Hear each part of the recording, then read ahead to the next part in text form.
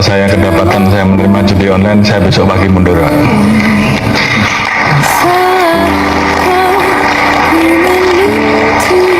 Bapak-bapak dan ibu-ibu sampaikan bahwa kami tidak berhenti sampai di sini. Memang kami belum mengungkap atau merilis karena memang belum selesai, Pak. Jadi tentunya kalau kami sudah bisa menuntaskan terkait dengan jaringan yang terlibat di dalam judi online, tadi saya sudah sampaikan bahwa kami tidak akan ragu-ragu, Pak, untuk memberantas sampai paling atas. Ya, Pak, kalau saya kedapatan saya menerima judi online, saya besok pagi mundur, Pak. Sampai kita tua, sampai kemudian juga terhadap anggota saya sudah perintahkan untuk berantas judi online. Jadi kalau di antara rekan-rekan tidak melaksanakan hanya dua, Anda terlibat, itu yang pertama, atau membiarkan, atau takut. Jadi saya kira pilihannya kalau tidak sanggup silahkan mundur, sama dengan saya, Pak. Oleh karena itu, ini menjadi komitmen kami untuk menuntaskan masalah judi online ini, dan saya sudah perintahkan ke internal, ke Kadif Propam, ke para Kapolda untuk melakukan pengecekan setiap hari, sehingga paling tidak dari anggota kita juga kemudian yang terlibat sebagai pemain judi online ini berhenti, berikan pembinaan-pembinaan mulai dari teguran sampai dengan sanksi. Kemudian yang terlibat jangan ragu-ragu untuk diproses. Yang haram saja bisa jadi halal, babi saja bisa dimakan jika dalam keadaan darurat. Lebih baik kami mengemis kepada negara daripada kami mengemis pada para pihak yang berperkara. Semoga ini menjadi pengingat bagi kita semua. Kami memohon pimpinan untuk tetap memberikan kesempatan kepada teman-teman kami yang juga hadir di belakang dari berbagai daerah di Indonesia untuk didengarkan suaranya pimpinan. Kehadiran mereka hari ini menggunakan dana tabungan yang sudah lama mereka simpan. Beberapa rekan-rekan kami yang tidak memiliki rezeki ke Jakarta saat ini melakukan aksi ambil cuti hak tahunannya, berdiam diri di rumah. Sebagian lagi yang sudah kehabisan hak cuti dalam bentuk solidaritas mengosongkan jadwal sidang dari tanggal 7 sampai tanggal 11. Kemudian bagi rekan-rekan yang sudah menjadwalkan persidangan ataupun ada kasus-kasus yang penting untuk diselesaikan, kami dorong untuk juga segera diselesaikan. Ini seperti menjadi rutinitas, Pak. 12 tahun sekali hakim harus teriak-teriak haknya baru didengarkan. 2012 yang lalu para senior kami yang hadir juga menyuarakan tentang ini. Tahun ini begitu juga. Apakah 12 tahun yang akan datang juga seperti ini juga? Adik-adik kami nanti di generasi hakim berikutnya. Ini menjadi poin penting untuk diambil kebijakan yang bijaksana. Judulnya hari ini para pengadil mencari keadilan yang mulia. Ini adalah perjuangan yang kami lakukan untuk memperjuangkan hak kami tanpa mengganggu hak-hak masyarakat pencari keadilan. Kami resmi mengambil cuti karena itu syarat wajib ke Jakarta. Cuti 12 hari dalam setahun yang harusnya kami berikan kepada anak istri kami, hari ini kami pakai untuk bertemu kepada para dewan yang terhormat. Jadi tidak ada yang bolos, tidak ada yang mogok sidang. Semua resmi kami lakukan sesuai dengan legal yang ada.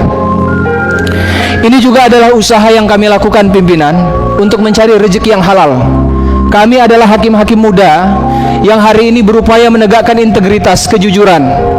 Jangan sampai dalam doktrin agama disebutkan yang haram saja bisa jadi halal, babi saja bisa dimakan jika dalam keadaan darurat. Maka ini penting pimpinan untuk diperhatikan. Yang paling terdampak hari ini adalah hakim-hakim yang berada di kelas 2 yang saat ini berada di tingkat kabupaten kota di seluruh Indonesia. Solidaritas Hakim Indonesia menuntut 4 hal pimpinan.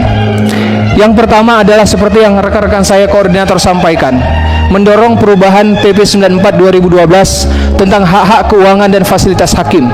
Ini memang betul harus menjadi sorotan yang mulia. para yang mulia anggota dewan. Jika tidak, akan semakin banyak hakim-hakim muda yang menyerah. Bisa menyerah mundur sebagai hakim, bisa menyerah luntur integritasnya, bisa menyerah akhirnya menikmati rezeki yang haram. Jadi kami mohon ini menjadi perhatian. Yang kedua, pimpinan, kami mendorong agar segera dibuka kembali pembahasan terhadap RUU jabatan hakim, karena A to Z tentang hakim itu harusnya ada di situ, dari rekrutmen, promosi, mutasi sampai dengan pengawasan. Kami minta pengawasan terhadap hakim juga diperkuat, pimpinan, sebab kami yakin kesejahteraan yang baik saja tidak cukup tanpa adanya monitoring dan evaluasi yang lebih serius kepada kami. Kami ingin peradilan yang bersih, pimpinan. Kami juga punya keluarga yang berasal dari rakyat biasa. Kami dengar cerita-cerita mereka bagaimana wajah peradilan saat ini. Tentu kami ingin pastikan tempat kami mencari rezeki juga dipandang bersih oleh masyarakat Indonesia secara keseluruhan. Yang ketiga, pimpinan, kami mendorong agar dilakukan pembahasan terhadap RUU Contempt of Court, pelecehan terhadap persidangan. Sebab banyak sekali, pimpinan, penghinaan itu terjadi di dalam ruang persidangan, terjadi di lingkungan ruang satuan kerja, bahkan di luar, pimpinan. Dan yang terakhir, pimpinan, tuntutan kami sebagaimana yang sudah diberitakan di media adalah agar segera didorong. Nah, teman-teman semua, kita telah melihat sebuah cuplikan yang sangat-sangat menarik, yang tentunya ya kita ketahui bersama itu terkait dengan kasus-kasus ijazah dan permasalahan-permasalahan yang terjadi di negara kita ini. Nah, teman-teman, bagaimana kita mengetahui segala permasalahan atau kelanjutan dari kasus-kasus yang terjadi di negara kita ini? Untuk itu, jangan lupa saksikan terus video saya di channel ini supaya kita bisa mengetahui bagaimana kelanjutan tentang isu-isu tersebut. Nah, teman-teman, kalau kita lihat dalam permasalahan ini ya, contoh terlebih dalam permasalahan kasus ijazahnya mantan presiden yang ke-7 dan wapres saat ini yang sedang dibicarakan oleh kalangan masyarakat ya. Tentunya kita bertanya-tanya kenapa seorang pemimpin dapat melakukan hal tersebut. Tentunya kita sebagai masyarakat Indonesia sangat mempunyai hati yang kecewa karena kenapa kalau kita lihat memangnya itu sudah melewati batas kekecewaan oleh masyarakat. Nah, dan tentunya teman-teman, kalau kita ketahui seorang pemimpin itu seharusnya menjadi teladan bagi generasi-generasi ke depan atau generasi muda saat ini, supaya kedepannya ini tidak ada pericuhan yang terjadi. Dan gara-gara permasalahan-permasalahan ini, teman-teman, kita ketahui bersama bagaimana terjadi sekali pericuhan, perdebatan di sidang dan pendemoan yang terjadi di negara kita ini.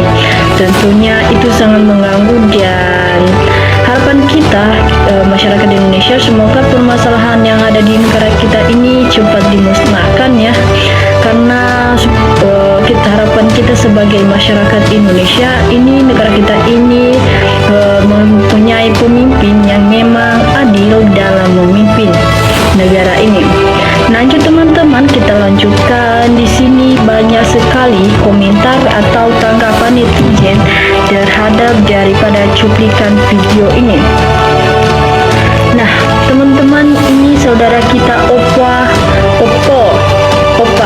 5S mengatakan, kok nggak dari dulu dicopot? Kapolri nggak punya prestasi, hukum pun berantakan dibuatnya. Ini orang yang paling muka tembok, yang nggak mampu tapi nggak punya malu.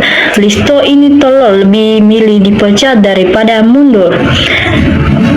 Saudara kita Suwito mengatakan Prabowo jangan hanya omong-omong, rakyat perlu bukti, segera copot Kapolri dan Panglima TNI. Saudara kita Nasarudi mengatakan bohong tuh, Kapolri bilang masa dibutuhkan. Di sini juga saudara kita Wang Mozopihit mengatakan dia mengakui kalau Polri terpuruk selama kepemimpinannya. Lanjut, saudara kita Pati Partiah mengatakan setuju Kapolri dicopot saja, rakyat sudah bosan melihatnya. Saudara kita Pamuzi Haryono mengatakan git mundur, nggak mundur otak nggak punya malu. Di sini juga teman-teman kita lanjut, ada saudara kita Jali Rahmat mengatakan mantap, langsung berhentikan saja pembela terang-terangan Jokowi. Prabowo jangan hanya omong-omong. Nah, harapan masyarakat Indonesia semoga presiden kita saat ini Prabowo mengambil keputusan yang seadil-adilnya bagi masyarakat Indonesia supaya kedepannya tidak ada mempertanyakan tentang isu-isu yang terjadi saat ini, dan semoga pemimpin kita saat ini mengambil keadilan yang sakat. Nah, teman-teman, di sini juga saudara kita Hiswarto mengatakan secepatnya ya saya segera dipecat, jangan lama nunggu, apa rakyat sudah muak. Lanjut saudara kita Mbahku Narko mengatakan Presiden Bapak Prabowo yang terhormat, rakyat dan muak dengan penegak hukum yang.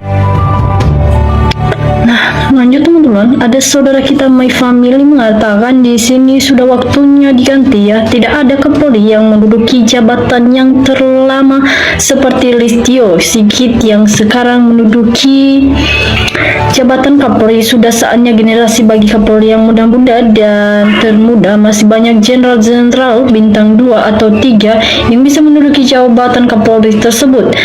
Reformasi adalah generasi jabatan bisnis titus manapun. Lanjut saudara kita di sini Mahkumaidi mengatakan walah tidak percaya omongan Wowodia, bonekanya Wiwi semuanya harus dinempelkan secepatnya. Saudara kita Musmisliki mengatakan mundurkan diri dulu Pak, gak usah banyak ngeles, rakyat tahu Bapak melindungi Jokowi. Tapi Kapolri lebih baik mundur saja, kepolisian hanya pelindung Jokowi. Ngeri berbeda, selama Kapolri belum diganti keadilan masih diomong-omong. Lanjut di sini saudara kita Racerai mengatakan lihat gak itu Wijoko, matanya melolot kayak jongkol, kelihatan kalau manusia tukang berat muncul di celana. Di sini saudara kita Oviedi mengatakan alasan kondisi institusi yang tidak baik lebih penting dengan rakyat daripada pertimbangan institusi pengganti yang lebih baik dari yang sudah ditegakkan hukum di negara ini. Hukum tidak harus tajam ke bawah, tumpulkan ke atas, padahal Jokowi koruptor tingkat dunia dibiarkan pergentangannya merusak negara ini. Nah teman-teman, sungguh banyak sekali komentar atau tanggapan netizen yang melibatkan dalam cuplikan video tersebut terkait dengan permasalahan, dan tentunya teman-teman itu tidak terlepas dari permasalahan isu ijazahnya Joko Widodo. Baik teman-teman, sekian dari saya dari sini di Level Channel Poti. Jangan lupa saksikan terus video saya selanjutnya. Salam